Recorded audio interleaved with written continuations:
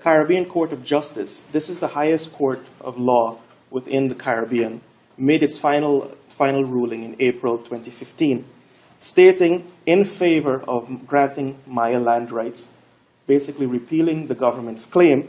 And more importantly, the CCJ required that the Belizean government financially compensate the Maya for damages to their land. So this was reparations. This was the question I think I wanted to pause on a little bit, since we were talking about this yesterday. What does reparations look like? Within this context, the reparations was minuscule, $90,000 for a legacy of dispossession and direct oppression. However, the government, up to now, has not released any of the funding, has not made any headways to that. The Maya are not content, obviously, with a financial ruling. They want the land to be recognized as the form of reparations. So the struggle now is for the land as a means of reparations. However, within the broader context of CARICOM countries, now CARICOM countries are countries that are sort of a part of the British Commonwealth system. They have an integrated trading network, and there you can easily Google this and you'll find it. The ruling within CARICOM does set an interesting legal precedent for indigenous land rights movements within that region. And so we find that in that last year alone, the Kalina and Lokono people of Suriname actually are taking the Surinamese government to court for land rights. And so far, they've been making some really good, having some good success.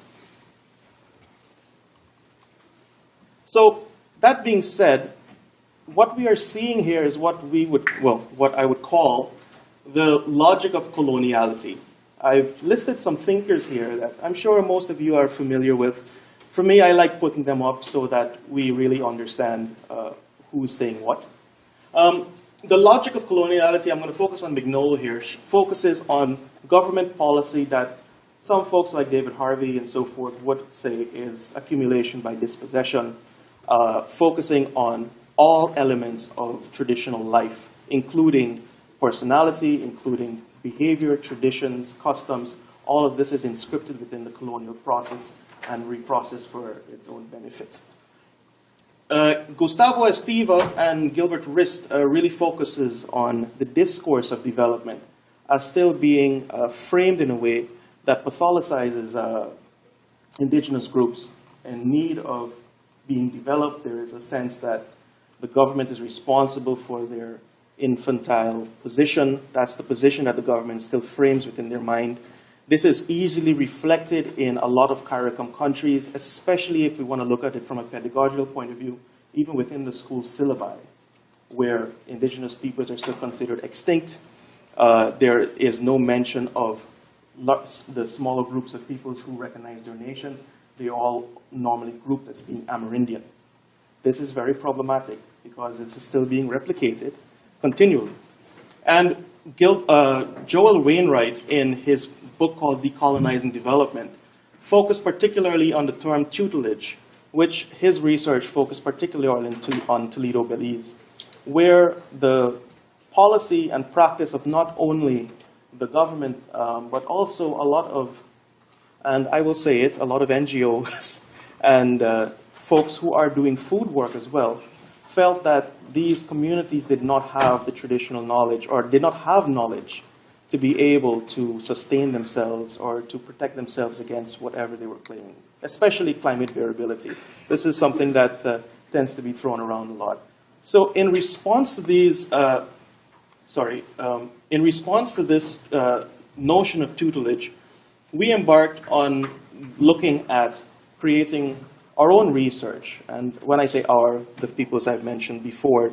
And what I want to show you is the methods we use. So just our qualitative interviews.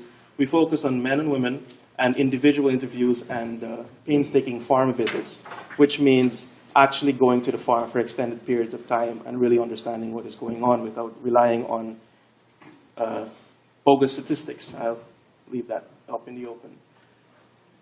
In the previous study, we challenged the notion of food security and food sovereignty in these communities. The title of my piece said food security. Now, this is up for debate. A lot of people are still uncomfortable with the notion of food security and would like to rely on food sovereignty. However, what we are finding is that we should leave these terms to be interpreted within these spaces by themselves. That being said, we have not come up with a decent explanation of each of the two that directly address the Toledo district. So we do not want to say food sovereignty represents that space. They have to have the time to think about it for themselves and come up with what they are calling their own framework for it. One of the frameworks that is coming out from that, this is very preliminary right now, is the notion of development with identity. And that is something that I would want to touch on lightly. Sorry, this thing is quite interesting here. So the key findings in the past study, which was headed by Dr. Panados and Andelsek, we're looking at the relative importance of 3 pillars of the food system within those communities. Forgive me for the graphics. I'm not really good with that, but we're going to attempt to think of this as some kind of elaborate table. On the far left, we have farm foods. And when we mean farm foods, it's not food only in the farm. The farm represents multiple spaces. Not only the backyard gardens, but also the farm proper and the farm within the farm. There are different textual layers in the farm, not just one designated space. Second of all, we were looking at forest and wild foods. I'm quite worried when we use the term wild in northern spaces because then it becomes exoticized as being something that no one normally eats. But this is where a lot of leafy foods are derived, especially jippy japa and other types of foods, the heart of palm and other things. And then market foods, which we are all too familiar with. So we were looking at the reciprocal exchange between these 3 pillars to try and ascertain in a post-land rights space what is the dependence, what is the level of dependence of market foods, farm foods, and forest foods. Those are the 3 broad categories within those spaces. And what we found, well, is stated here, that participants perceive climate change to be changing, or climate to be changing. Low yields of corn, not necessarily only because of climate variability. There are some other factors I would like to touch on as well.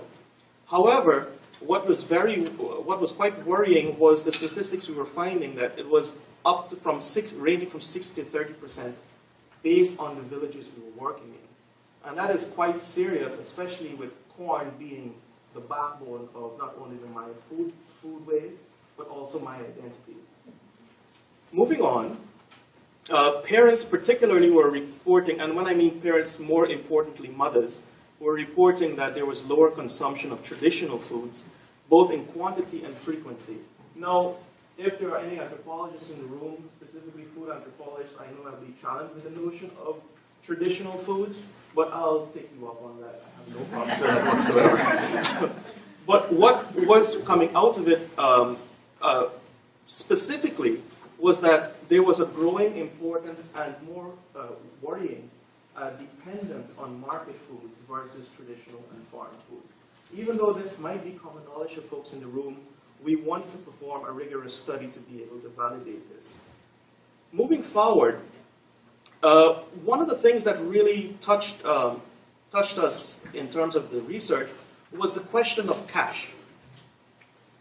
Poverty is a word that is thrown around in Toledo as being something that is derogatory, that is used as a means of trying to continually savage or savagize, it's not a real word, indigenous peoples, as saying that they do not have the capacity to produce for themselves.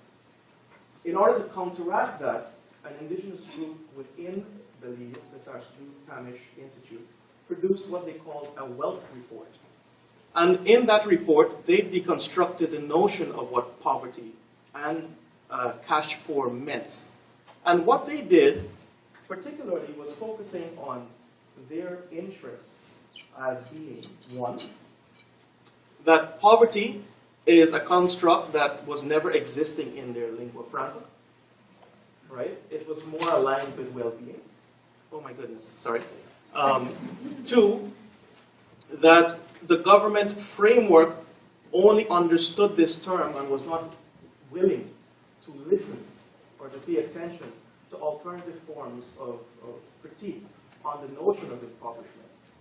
And finally, according to Christina Koch, who is the spokesperson for the MLA, was talking and really mentioning in the media that the Maya were not poor, they were just cash poor. But what does cash poor mean within that framework? And when we spent some more time really looking into this, we found that we wanted to target what was the highest demand for cash within these villages in post-land right spaces. And interestingly enough, it was inscription into the government high school, where our participants were indicating that cash was in high demand, specifically for textbooks, uniforms, and moving forward, food. Before, I'm going to leave this up here because goodness knows this is going to take some time to go through. But one of the things I really wanted to touch on, particularly, was the notion of shame. And I will touch on that later on. Let me just quickly run through this. Here we have two areas I really wanted to highlight here in my cut data set here. One is that you have someone in their early 30s who is remigrating back into a post-land rights village. And two, someone who is well established in the village who refused to even move at all.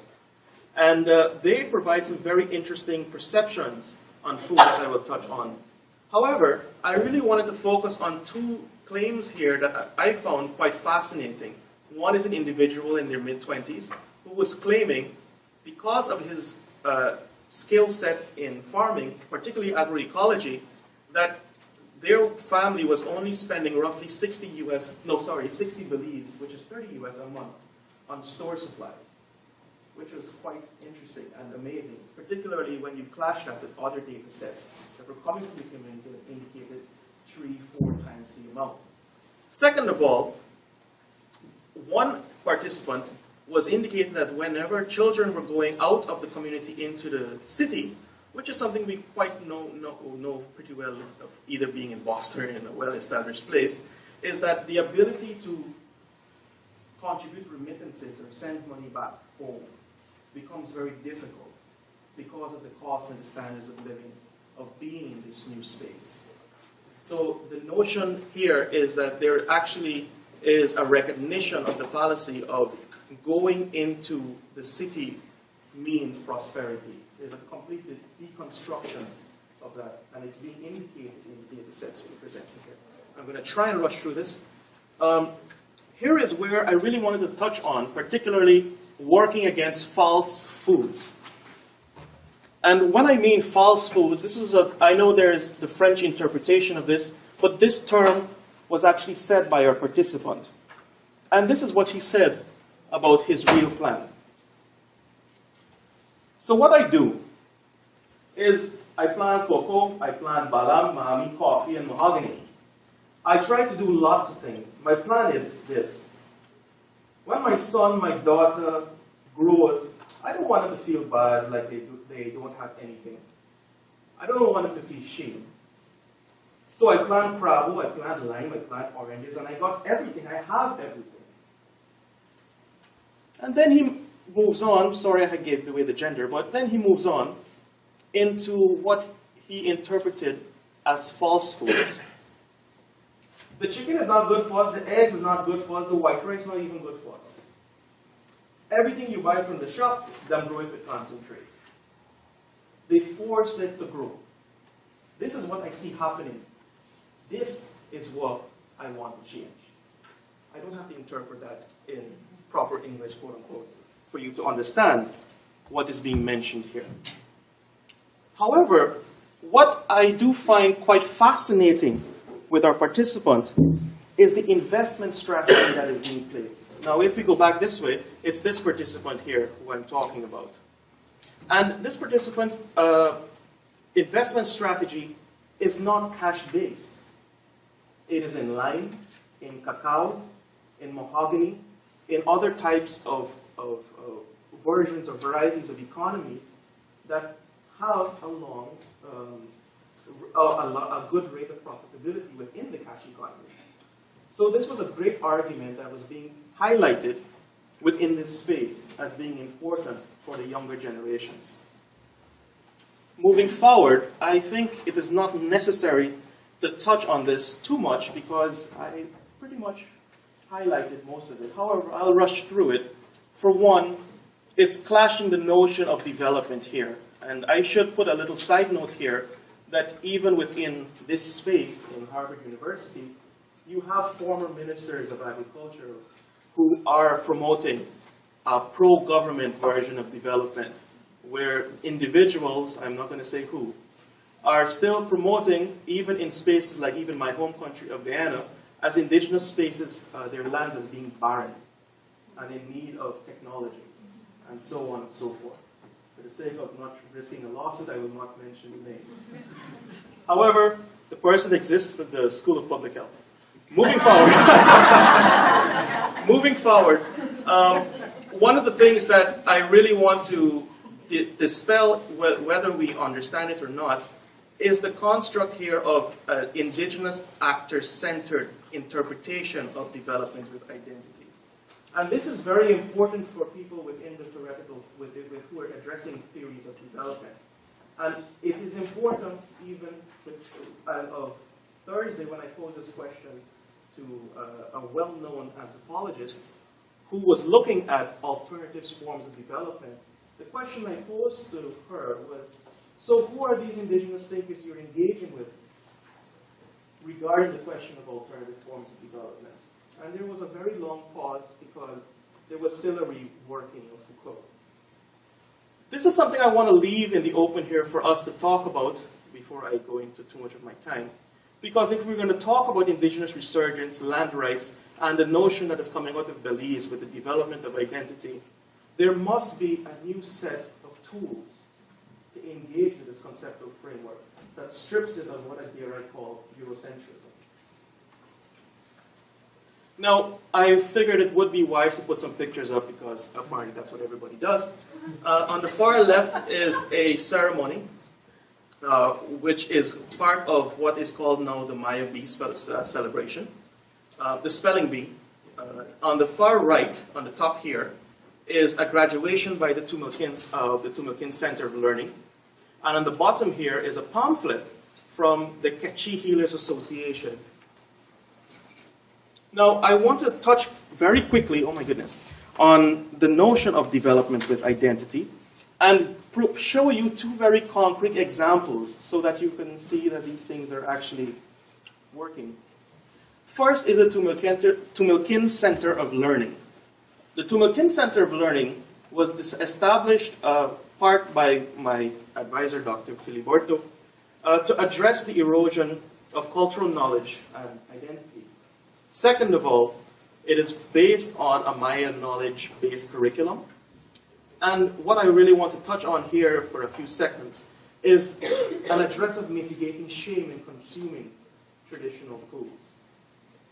Some of our participants were talking about their children, and even some of the young people who gave us some feedback were mentioning that even during the high school system, they were throwing away their foods and rather going hungry at school or forcing their parents for what you would call in the Caribbean some lunch money, to be able to buy something from the canteen or the snacket that represented a developed meal. And when I mean developed, I mean the framework of what looks stylistically appealing. That being said, so if foods were wrapped in banana leaf, or what we would probably pay top dollar here, these foods were quickly discarded, or if they carried a particular odor or something to that extent that would make them feel a level of shame within their classrooms, it was pretty much discarded. The question I'd like to pose to you is, I wonder what repercussions this type of practice would have on the kitchen itself within the home, and what impact the child will have on the mother's cooking processes. This is something that we should look at when we're talking about this term. However, one interesting notion I would like to mention here is the Garifuna, the Gulisi Primary School. The Garifuna are indigenous peoples who are in Belize as well.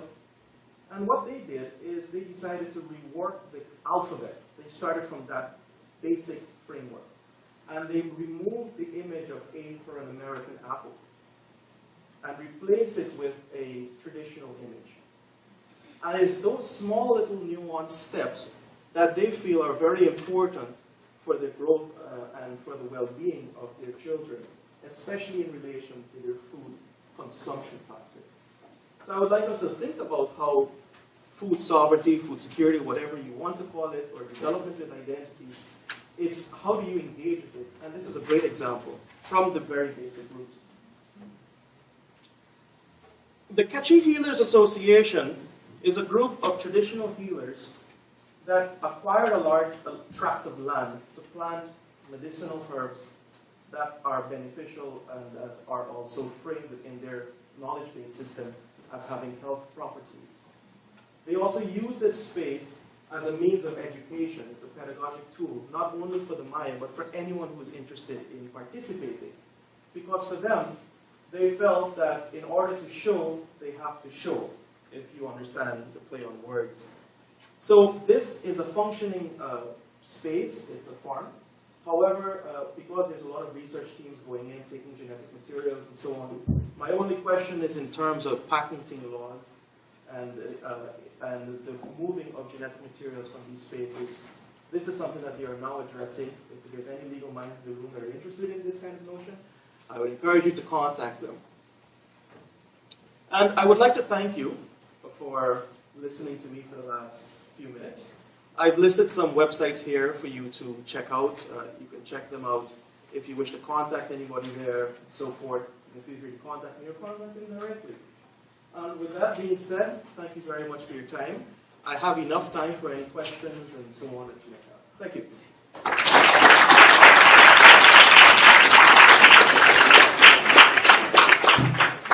Can we leave the websites up for a second? Is it not up? Oh, so I'm so sorry.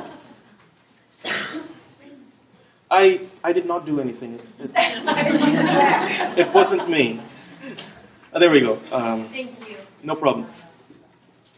Thank you. I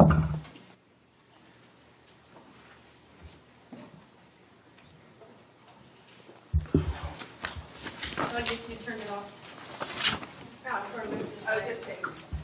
Thanks. Yes. Can you just go into more detail about the forced food idea? You were saying the false foods are things that were, if you mean like chickens that grow really fast, when you were, it was when you were talking about the children should feel okay with their food, and the false food. Well, for one, what I was mentioning is what was mentioned directly by an elder. I will not try to overtly explain what is being said because of one of the distancing of where that was said, the space, and I'm at Harvard. It's very different spaces to try and bring these type of knowledge bases without the person being physically present. And I like to pay attention to that type of knowledge transfer. However, what was being inferred that in my interpretation was being said was that false foods are foods that are grown artificially. But what I was interpreting the message to say was that the acute sense, or this elder's acute sense of understanding what was growing at a normal rate and what was sort of growing a little too fast for its own good. And so if you notice in the quote, there was a clear dichotomy between normal and considered artificial. In terms of forest foods, it's a given. Forest foods is just food. It's just within the forest. Sometimes when we take our students, SELA, Belize, the center, that's a part of the institute I'm a part of. Whenever we take students to go and see an agroecological farm, they cannot distinguish between the farm and the forest. So there's still a lot of restructuring of the mind there to understand where you are. So I think that should suffice in terms of an answer.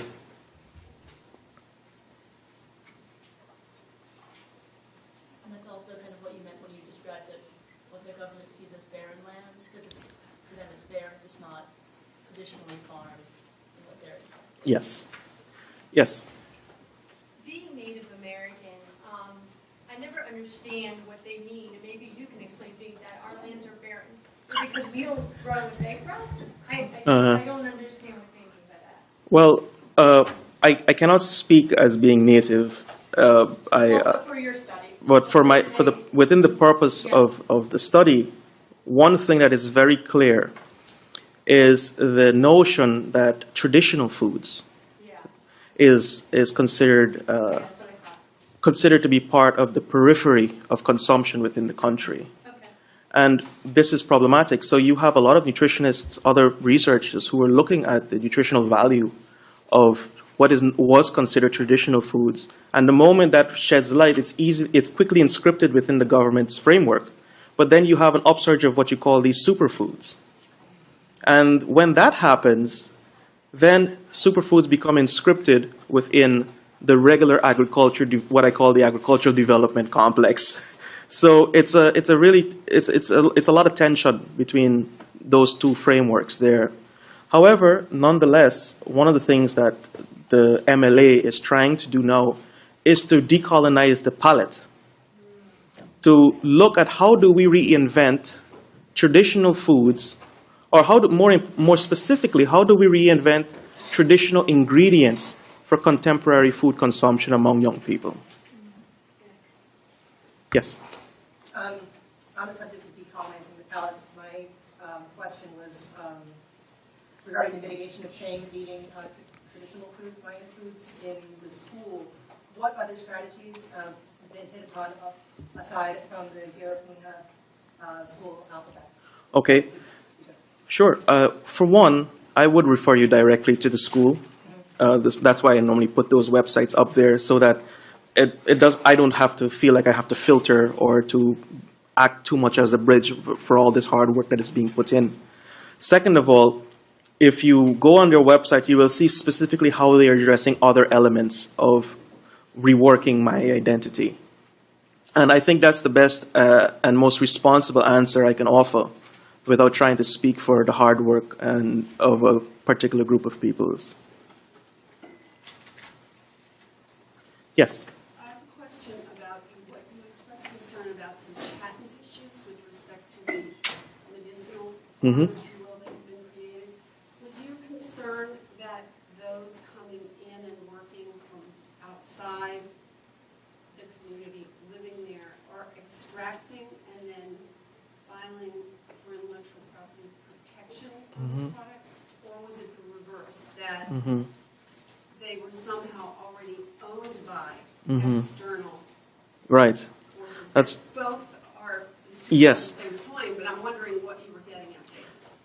To be fair, both are valid in terms of your question. My analysis was looking particularly at the influx of researchers and the lack of protection for traditional knowledge, especially from research institutions. I will not state them before I face another lawsuit. But the particular institutions that do not have protection mechanisms of that material being housed within the research arm, or who are their funders, particularly going into those spaces. At the secondly, leaders within those spaces are aware of this, but there is a sort of a space there for any legal minds who are interested in looking or engaging with them with the question of how do you protect it before it is shared or whatnot. Yes. Yes, my question follows on what you just said, namely, and some things that was presented before.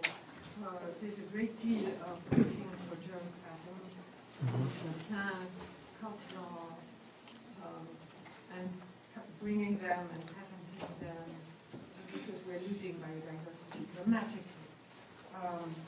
And I commend you very much for the research and your work. Thank God.